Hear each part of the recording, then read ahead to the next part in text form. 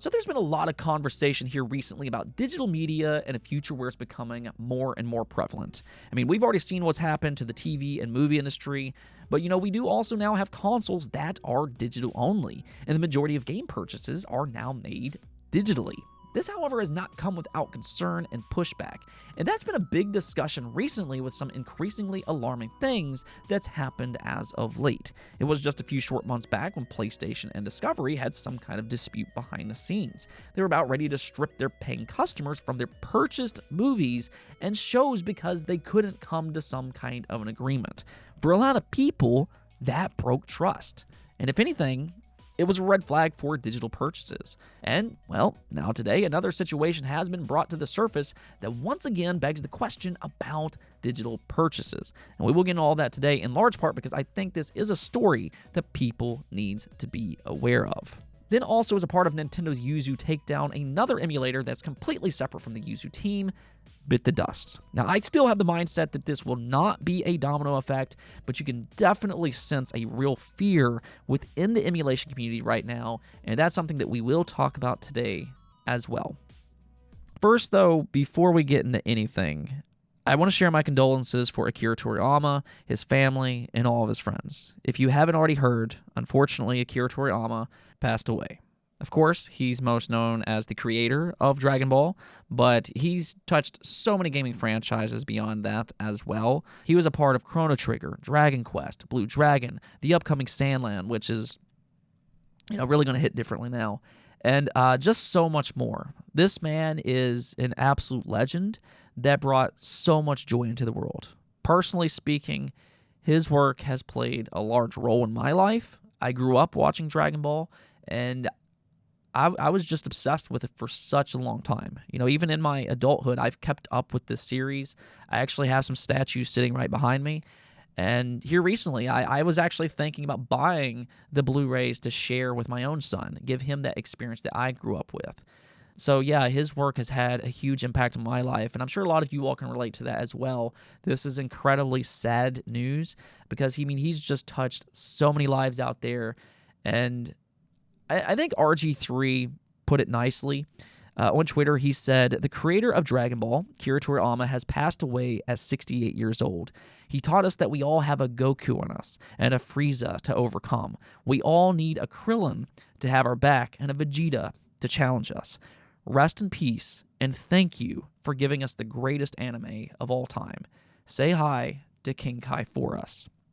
I thought that was beautifully said. I wanted to share it with you all, and again, just thank you to Akira Toriyama for everything that he shared with the world. To some people, it might just be entertainment, but I think for us gamers, we understand that entertainment can inspire and impact people in deeper ways than what some people might realize. And there is no doubt that Akira Toriyama, one of the most legendary creators of all time, truly connected with the world, not just Japan, but he connected with millions of people across the globe in a way that few people will ever do. He will truly be missed. Thank you so much for your work, and rest in peace. So yeah, that was probably a pretty rough start to the video, but I wanted to recognize him for everything that he's given us. And, again, just thank you so much. But yeah, let's go ahead and get into some of the gaming news. And we'll go and start off with this PlayStation situation. This was posted up over on Reddit, and we can take a look here. It says, PSA, people are losing access to their digital licenses, and people need to be talking about it. For the last few months, there has been a bug impacting a relatively small amount of PSN users in which all digital licenses, including purchased games and titles added to one's library via PS Plus, become decoupled from your transaction history, which shows you purchased those things. If this happens to you, your transaction history will look totally normal, but your purchase tab in your games library on the PlayStation.com website will only show titles that were added after you became afflicted by the bug. Any games before you were hit with the bug will be inaccessible on console. If you try to download them, it will want you to re-add from PS Plus. But when you try to do that, it will tell you that you already own the content. Installed games impacted by the bug will show a padlock icon and can't be launched. So this is a pretty serious issue despite it so far not affecting a lot of people. And the big reason this is so important to share is because this same person talks about a way to possibly avoid the same issue. They said it does appear that some degree of impact from the bug may be able to be mitigated, and that's the purpose of this PSA.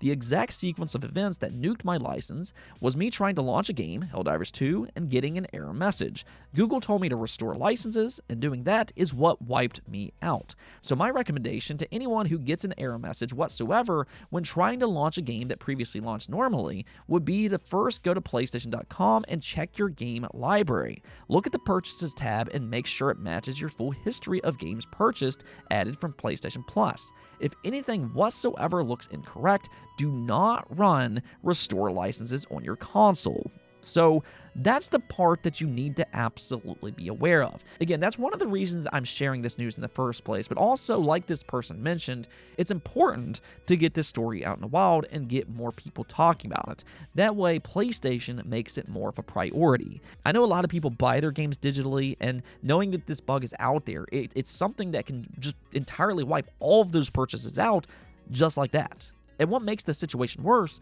is that it sounds like Sony has been kind of dragging their feet because it's only impacted a small amount of people.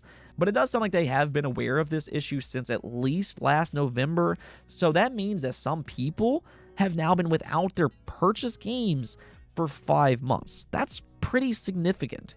So I think this needs to be a bigger story for both the reasons that I just mentioned. One, if you can prevent the same thing from happening to you, then that's great. But then number two, we also want Sony to make this fix more of a priority for the people who have lost their digital content. We also want to keep it from happening to more people going forward. Situations like this, though, once again, really reminds me why I prefer physical media. Yes, I do have some digital purchases as well, so it would still impact me, but most of the games that I've bought are physical, and that's one of the big benefits of physical media. I have more control of my physical media, whereas digital, you have to put a lot more trust into these companies, which, as much as some people might want to think these are our friends, that's just not true. They just want our money, and, you know, things always change in the future. Let me hear from you in the comments below, though. Have any of you been impacted by this bug, or no? I'm hoping not, but let me know in the comments below. Next up, let's go back to the Yuzu Switch emulator and Nintendo shutting it down. One of the big concerns with this outcome has been the fear of a domino effect. Will Yuzu's closure cause other emulators to fold as well? And in my opinion, I still don't believe that will be the case for at least the large majority. The more I look into the situation, the more it seems like the Yuzu team just flew far too close to the sun. And I think the learning experience here for other teams is not to do those same things as well. Now, with that said, there have been a couple casualties besides just Yuzu. Obviously, we talked about Citra the other day. That was a popular 3DS emulator, and it did have connections to the Yuzu team, so it was more or less collateral damage.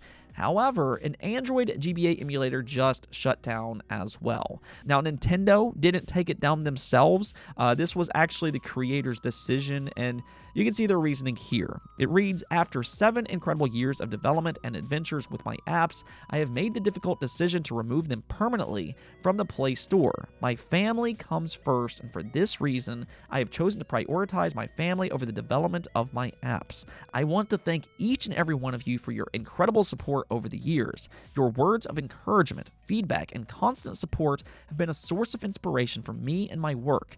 Thank you again for everything. You have been fantastic." So this statement makes it pretty clear. There is a fear that Nintendo will come after them. And I imagine this is currently happening across several emulation teams. I'm sure a lot of these teams are debating on what they want to do next. I'm sure there's a sense of unease because a multi-million-dollar lawsuit is pretty scary to think about. I'd probably be concerned myself. But so far, based on what we know, it does seem like Yuzu flew too close to the sun here, and hopefully, as long as these other emulation teams haven't done similar things, hopefully they can steer clear of Nintendo's wrath. My current takeaway from the lawsuit is, 1, don't emulate Nintendo's active platforms. For me, I've personally never been a big supporter of that despite me liking retro emulation. Retro emulation is important for preservation reasons. But if emulation is about preservation, that's one thing. But emulating modern games that just released, I don't know if I would necessarily call that preservation. Number 2, don't encourage piracy, which Yuzu reportedly did in multiple ways on their Discord channel, and that's what really got them in trouble because it provided evidence for Nintendo. And then 3, you might want to think twice about monetization. I feel like monetizing these emulators will put you on Nintendo's radar, especially again if you're impacting their modern consoles. I mean, we'll see what happens with all this, but this has been an evolving situation, so I'll keep you updated as long as information continues to flow in. Now, heading into the weekend, though, there's actually a couple things to keep an eye on right now. One is for Unicorn Overlord. This is Vanillaware's new strategy RPG, and, I mean, Vanillaware is just a really good developer. Now, if you aren't aware, this is the studio behind 13 Sentinels, Muramasa, Dragon's Crown, and Odin's Sphere. They make niche, but incredibly high-quality games. Well, lo and behold, it looks like they just dropped yet another great game being Unicorn Overlord. It did release today, and it currently has an 87 overall score on Metacritic. Now, this is only with 17 reviews for the time being, but this is still a great sign. I have heard some good things from YouTubers as well. It's being described as an incredibly unique experience, and something that's just a lot of fun to play. It's different and it's fun, which is what I like to hear. So if you want to try something a little bit different this weekend, again, Unicorn Overlord is out today, but also you can play a 5-hour-long demo to see if you like it first. All progress will transfer to the full game, so do make sure to check that out if you're on the fence even in the slightest.